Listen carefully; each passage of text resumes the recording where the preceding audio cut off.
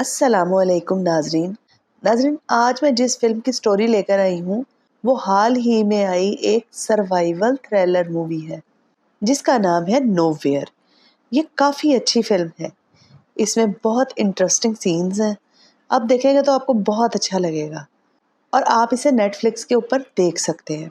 तो फिल्म शुरू होती है नाजरीन एक रेडियो मैसेज से, जहां हमें पता चलता है कि स्पेन के अंदर कहर शुरू हो चुका है और बेसिक ज़रूरतों का सामान बहुत कम रह गया है, जिसकी वजह से गवर्नमेंट लोगों को कंट्रोल कर रही है। अब जो लोग इंडिपेंडेंट नहीं हैं उनके लिए कुछ भी नहीं हो सकता। अब हम यहाँ देखते हैं नीकू और मिया को, जो इलीगल तरीके से दूसरे मुल्क जा रहे थे जहाँ पर अभी कहर नहीं पड़ा। वो दोनों एक ऐसे ग्रुप से मदद लेते हैं जो उनसे बहुत सारे पैसे लेते हैं और ऊपर से मियाँ प्रेग्नेंट भी थी, तो वो उसकी मजबूरी का फ़ायदा उठाते हुए उनसे और पैसों की डिमांड करते हैं। यहाँ तक कि वो उनकी शादी की रिंग्स भी उनसे ले लेते हैं। उनको एक ऐसे कार्गो में बिठा दिया जाता है जहाँ पर ज़्यादातर लोग फैमिली वाले और औरतें प्रेग्नेंट थीं। और अब ये कंटेनर ट्रक से पोर्ट जाएगा और वहाँ से शिप के ज़रिए दूसरे मुल्क तक जाएगा। अब ये ट्रक चलना शुरू हो जाता है और दूसरे मुल्क जाने पे गवर्नमेंट ने बैन लगाया हुआ था, तो ये सब इनलीगल था, जिसकी वजह से फौजी अक्सर ट्रकों की तलाशी लेते रहते थे। दरअसल गवर्नमेंट ने बहुत ही सख्त इक़दाम किए थे और एक अजीब पॉलिसी बनाई थी, जिस पॉलिसी के ज़रिए बूढ़े लोगों, प्रेग्नेंट औरतों और छोटे बच्चों को कत्ल कर दिया जाता था, जिसकी वजह से पॉपुलेशन कंट्रोल हो जाए। अब नीकू और मियाँ की एक और बेटी उम्मा थी, जिसे मिलिट्री अपने साथ ले गई थी, जिसके लिए मियाँ ने आपको खुद कसूरवार ठहराती थी। इस पर नीकू उसे समझाता है कि वो उसकी गलती नहीं थी और उसके बारे में सोचना छोड़ दे, क्योंकि वो मारी जा चुकी है। अब ट्रक चलने लग जाता है और कुछ दूर जाकर रुक जाता है। अब यहाँ इस ट्रक में कुछ और लोग चढ़ाए जाते हैं और क्योंकि ट्रक में बहुत ज़्यादा लोग हो जाते हैं, उसकी वजह से वो दूसरा ट्रक हायर करके कुछ लोग उधर से उतार के दूसरी जगह पे चढ़ाते हैं। इस भीड़ में नीकू भी गलती से नीचे उतर जाता है और दूसरे ट्रक में पहुंच जाता है। अब मियाँ इस ट्रक में अकेली होती है और बहुत परेशान भी होती है। अब यहाँ नीकू और मियाँ दोनों के पास फ़ोन भी होता है, तो मियाँ नीकू को कॉल करती है और नीकू उसे कहता है कि वो परेशान ना हो, दोनों ट्रक आगे पीछे हैं और जब ट्रक रुकेंगे तो वो उसके कंटेनर में आ जाएगा। वो इसलिए कि कंटेनर बारी-बारी शिप में लोड होने थे और अगर नीकू मियाँ के कंटेनर में अभी ना आया तो वो अलग-अलग ही रहेंगे। ऊपर से वो प्रेग्नेंट भी थी, तो मुश्किलें बहुत ज़्यादा बढ़ने वाली थी। अब मियाँ वाला ट्रक आगे होता है और दूसरा ट्रक पीछे होता है। तभी वहाँ पर मिलिट्री की चेक पोस्ट आ जाती है। अब मियाँ वाले ट्रक का ड्राइवर ऑफिसर को अपने पेपर दिखाता है और बताता है कि वो कुछ सामान लेकर जा रहा है, मगर ऑफिसर को इस पर शक हो जाता है, तो वो उसे कंटेनर खोलकर उसकी तलाशी लेने लगता है। तो उसके अंदर सामने सामने तो सामान था, लेकिन इसमें एक और अपार्टमेंट था जिसे बंद करने से लगता था कि वो एक ही अपार्टमेंट का कंटेनर है और जिसमें सारे लोग चले गए थे और उन्होंने दरवाज़ा बंद कर लिया था। मगर ऑफिसर यहाँ तेज़ था, तो वो ये भी मालूम कर लेता है कि इसमें एक और अपार्टमेंट है जिसके अंदर लोग हैं। अब ऑफिसर यहाँ पर उनको कहता है कि वो उन सबको मार देगा, लेकिन अगर वो लोग सिलेंडर कर देते हैं तो वो बच जाएंगे। और ये सुनकर एक लड़की अपार्टमेंट का दरवाज़ा खोल देती है। अब उस अपार्टमेंट के सभी लोगों को मार दिया जाता है और यहाँ पर मियाँ एक लकड़ी के बॉक्स में छुपकर अपनी जान बचाती है, जो कि वहीं पड़ा हुआ होता है। और ये सब खूनरेज़ी देखकर वो बहुत परेशान हो जाती है, क्योंकि ऑफिसर एक छोटी बच्ची तक को भी नहीं छोड़ता, क्योंकि ऑफिसर अगर ऐसा नहीं करता तो गवर्नमेंट उसे मार देती, क्योंकि उन फौजियों को ऊपर से ऑर्डर मिलते थे। अब उन कंटेनर्स को साफ करके डेड बॉडी निकालकर बंद कर दिया जाता है और अब शुरू होती हैं मियाँ की मुश्किलें। वो बहुत ही ज़्यादा परेशान हो जाती है और नीकू को कॉल करती है, जो कि पिक नहीं करता। वो उसे वॉइस मैसेज भेजती है कि वो कहीं छुप जाए, क्योंकि लोग उसे मार देंगे। वो बहुत परेशान थी। तभी कंटेनर में हलचल शुरू हो जाती है। दरअसल अब कंटेनर शिप में लोड होता जा रहा था और शिप चलने लगती है। अब मौसम खराब हो जाता है जिसकी वजह से कुछ कंटेनर समंदर में गिर जाते हैं, जिनमें एक मियाँ का भी होता है। अब यहाँ पर झटके लगने से मियाँ बेहोश हो जाती है क्योंकि वो काफ़ी डरी हुई होती है। अब जब उसको होश आता है तो वो खुद को संभालती है और देखती है कि कंटेनर में पानी आना शुरू हो गया है। अब वो यहाँ रखा हुआ छोटा-छोटा सामान चेक करती है, तो उसमें किसी का एक बैग भी रह गया था, जिसमें वो देखती है तो उसे बहुत सारी ज़रूरत की चीज़ें मिल जाती हैं, जैसे कि खाना, पानी की बोतलें, टॉर्च, ड्रिल मशीन और भी छोटी-छोटी चीज़ें। अब बाहर से कुछ आवाज़ें आती हैं, तो मियाँ कंटेनर में बने हुए होल्स के ज़रिए बाहर देखती है। वो ये देखती है कि एक और कंटेनर है जो अभी पानी में तैर रहा है और ये वही कंटेनर था जिसमें नीकू था। अब भी यहाँ मियाँ बहुत ज़्यादा डर जाती है और नीकू को बचाने के लिए चिल्लाने लगती है, मगर इस चिल्लाने से उसने बच थोड़ी जाना था। आहिस्ता-आहिस्ता वो कंटेनर पानी में डूब जाता है। अब मियाँ पूरी तरह से टूट जाती है क्योंकि पहले उसने अपनी बेटी उम्मा को खोया था, अब अपने हस्बैंड को अपनी आंखों से मरता देख रही थी और अब उसके पास जीने की कोई वजह नहीं बची थी। वो अपने आप को मारने लगती है। तभी उसे अपने पैदा होने वाले बच्चे का ख्याल आता है। वो अपने आप को अब नहीं मारती क्योंकि उसे उस बच्चे के लिए जीना है। अब वो कंटेनर के अंदर रखे हुए कर्टन्स को बारी-बारी चेक करती है, तो उसे उसमें से प्लास्टिक के बॉक्स मिलते हैं और दूसरे के अंदर हेडफ़ोन्स होते हैं। एक बॉक्स के अंदर कपड़े होते हैं और एक बॉक्स के अंदर काफ़ी सारे टीवी थे और भी काफ़ी कुछ सामान था। अब इसी दरमियान मियाँ थक जाती है और उसे नींद आ जाती है, तो वो ख्वाब में देखती है कि एक बहुत बड़ा बॉक्स उसके ऊपर लटका हुआ है और वो टूट कर नीचे आता है जिसकी वजह से कंटेनर डूबने लगता है। वो डर कर उठ जाती है, मगर ये तो सिर्फ एक ख्वाब था। और अब वो यहाँ कुछ और बॉक्स चेक करती है, तो उसमें से भी प्लास्टिक के बॉक्स और कुछ टेप्स भी निकलती हैं। अब उसे एक आइडिया आता है कि कंटेनर के अंदर पानी ना आए उसके लिए वो डिब्बों से रबड़ निकालती है और उन होल्स को कवर करती है जिससे अंदर पानी आ सकता है और टेप से वो कंटेनर को मार्क करती है जहाँ तक अनसेफ पानी हो सकता है।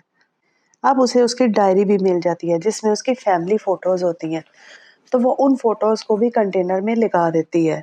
अब वो ये सोचने लगती है कि उसे यहाँ कितना टाइम हो गया है, तो उसी दरमियान उसे यहाँ एक फ़ोन भी मिलता है। अब यहाँ पर उसका फ़ोन टूट चुका होता है और वो अपनी सिम निकाल कर उस दूसरे फ़ोन में डालती है और हेल्प के लिए कॉल करने लगती है, लेकिन उसकी कॉल कहीं भी नहीं मिलती। अब उसे एक रोशनी की किरण नज़र आती है क्योंकि उस फ़ोन पर उसके हस्बैंड का फ़ोन आता है और वो बताता है कि वो उस कंटेनर से उतर गया था। तभी मियाँ उसे अपनी टेंशनें बताती है कि वो कहाँ है और कैसी है। अब नीकू उसे हिम्मत देता है और वो उसे जल्दी ढूँढ लेगा, ये भी कहता है। अब वो खुद को सँभालती है और जो खाना मिला था उसे खाती है और अभी वो खाना खा ही रही होती है कि उसका वाटर पैक ब्रोक हो जाता है और कंटेनर के लगे रैप के सहारे वो अपनी बच्ची को जन्म देती है, जिसका नाम वो नोआ रखती है। और वो अब अकेली नहीं थी, उसके साथ एक और बच्ची थी जो कि भूखी भी थी। अब उसे अपने साथ-साथ अपनी बच्ची को भी बचाना था, मगर अब वो बच्ची भूखी रो रही थी क्योंकि मियाँ अभी मिल्क प्रोड्यूस नहीं कर पा रही थी। तभी उसे एक आइडिया आता है कि वो ड्रिल से कंटेनर के ऊपर वाले हिस्से में ताकि बाहर जाने का एक रास्ता बने और ड्रिल से 3 हिस्से जब वो काट लेती है, तो ड्रिल खराब हो जाती है क्योंकि कंटेनर की शीट मोटी होने की वजह से उसके अंदर की तारें जल जाती हैं, जिससे उसकी उम्मीदें भी टूट जाती हैं और वो बहुत ज़्यादा परेशान होती है। खैर, अब इसी दौरान मियाँ को मिल्क आ जाता है और वो बच्ची को फीड कराकर उसे चुप करवाती है। अब वो थोड़ा-थोड़ा खाना खा रही होती है, जो कि उसे बैग में से मिला था और वो भी आहिस्ता-आहिस्ता ख़त्म हो जाता है। उसके पास एक कटर भी था, जिससे वो कंटेनर को काटने की कोशिश करती है, मगर वो कटर भी टूट जाता है। कंटेनर बहुत ही मोटी शीट से बना होता है। अब वो यहाँ पर शीट को अंदर से खोलने की कोशिश करती है, जिससे नोआ डर जाती है और मियाँ उसे सँभालती है। अब यहाँ पर खाना भी ख़त्म हो चुका होता है और पीने का पानी भी। और खाने की बात तो और है, लेकिन अगर पानी ना हो तो इंसान ज़िंदगी नहीं गुज़ार सकता। अब मियाँ की हालत ख़राब होने लगती है, उसे चक्कर आने लगते हैं और उसका दिल भी ख़राब होता है। अब उसे सिर्फ़ 2 चीज़ें हिम्मत दे रही थीं, एक उसकी बच्ची और दूसरा उसका शौहर। अब भूख और प्यास की वजह से उसकी हालत अजीब हो रही थी और उसे उसकी बेटी उम्मा दिखाई देने लगती है, जिसके जाने से वो बहुत उदास होती है और वो सोचती है कि उसकी गलती है सारी। और फिर नीकू की बातें उसे याद आती हैं कि वो कहता है कि उसमें उसकी कोई गलती नहीं है। तभी उसे होश आता है तो बाहर बारिश हो रही होती है।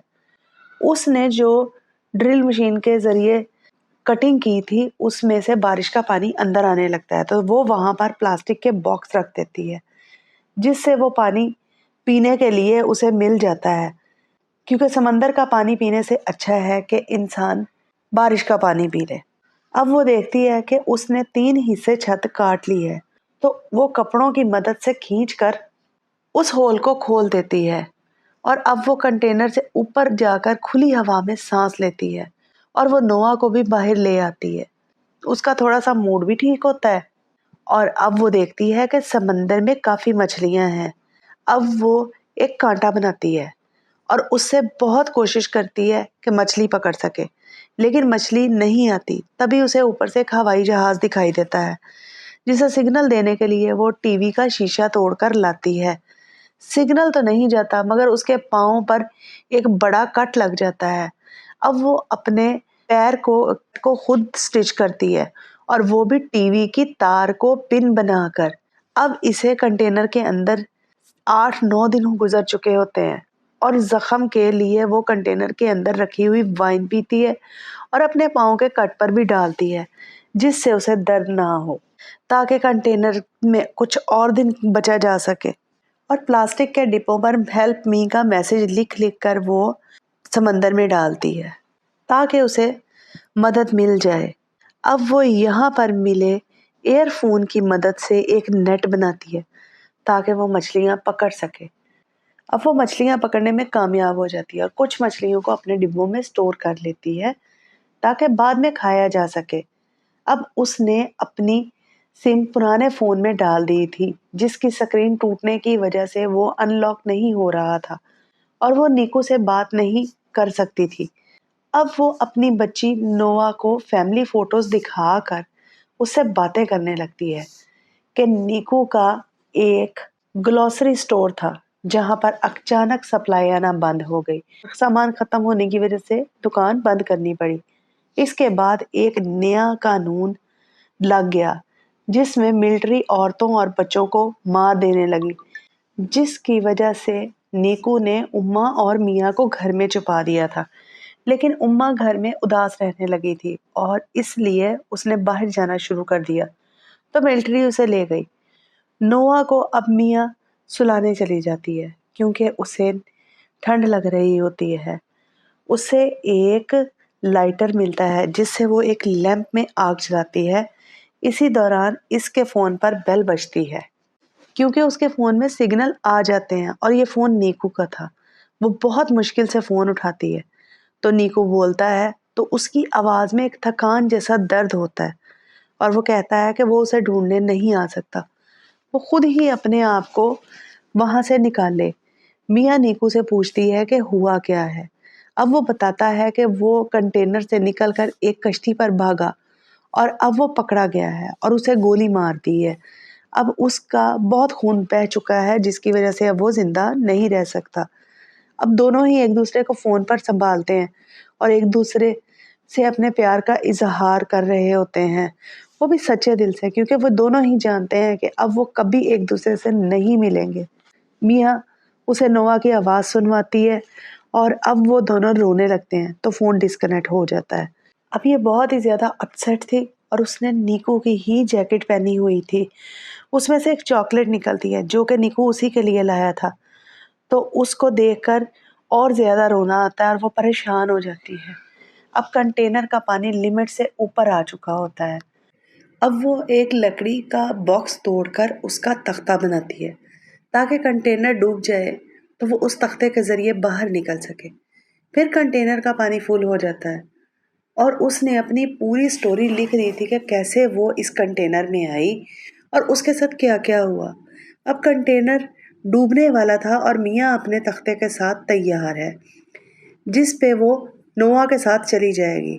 अब वो अपनी बेटी को तख्ते पर लिटाकर आखिरी बार कंटेनर में जाती है, वो तस्वीरें और चॉकलेट लेने के लिए। तो उसका पाँव यहाँ रोप में फंस जाता है और वो कंटेनर के साथ डूबने लगती है। अब मुश्किल से वो रस्सी से निकल कर बाहर आती है।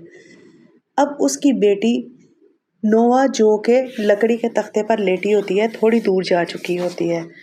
तो वो अपनी बेटी को ढूंढने लगती है और अगर वो उसे ना मिली तो नोआ उससे पहले मर जाएगी और उसके बाद मियाँ भी मर जाएगी, क्योंकि वो फिर उसके पास जिंदा रहने के लिए कोई वजह नहीं होगी। अब यहाँ अचानक से नोआ रोने लगती है, तो मियाँ उसके रोने की आवाज़ के साथ वो वहाँ तक पहुँच जाती है। अब वो अपनी बेटी के साथ किनारा ढूंढने लगती है।